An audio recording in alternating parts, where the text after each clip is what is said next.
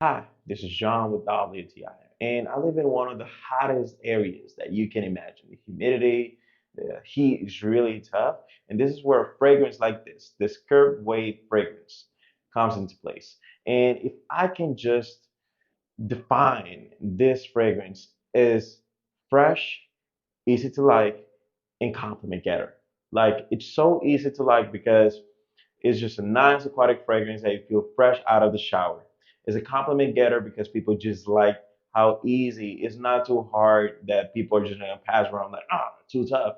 But it's a simple, subtle scent, and is refreshing because even in high weather, because of the notes of fresh notes, it feels like if you're just in front of the sea, a nice fragrance that you just know that it doesn't matter where you are, people are gonna like this.